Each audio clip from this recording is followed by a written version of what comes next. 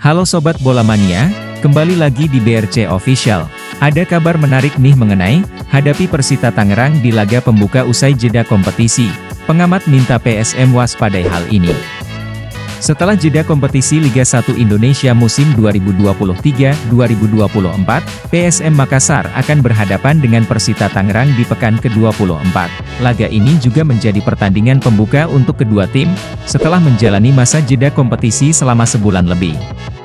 Pertandingan yang mempertemukan PSM Makassar berhadapan dengan Persita Tangerang sendiri akan berlangsung di Stadion Batakan, Balikpapan, Kalimantan Timur, Kaltim. Jelang laga ini sendiri, kedua tim diketahui sudah mulai melakukan persiapannya masing-masing sejak pertengahan bulan Januari 2024. Diketahui, PSM Makassar saat ini tidak dalam performa yang konsisten. Meski punya catatan tak pernah kalah di beberapa laga terakhir, namun mereka justru lebih sering meraih hasil imbang.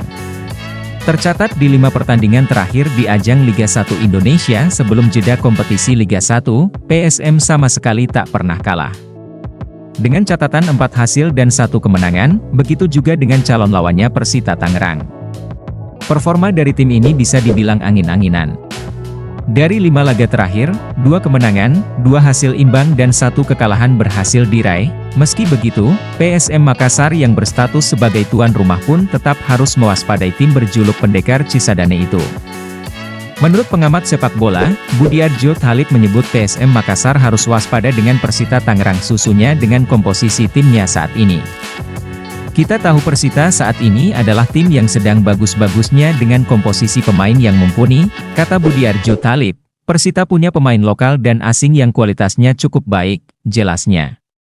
Lebih lanjut, ia menyebut skuad asuhan pelatih Bernardo Tavares ini harus bisa kembali meningkatkan performanya mengingat pertandingan ini berlangsung usai jeda kompetisi. Semoga performa bisa kembali meningkat, tutupnya. Nah itu dia Sobat Bola Mania untuk update kabar kali ini.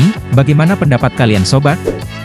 Tulis pendapat kalian di kolom komentar ya Sobat dan jangan lupa untuk like, comment, and subscribe.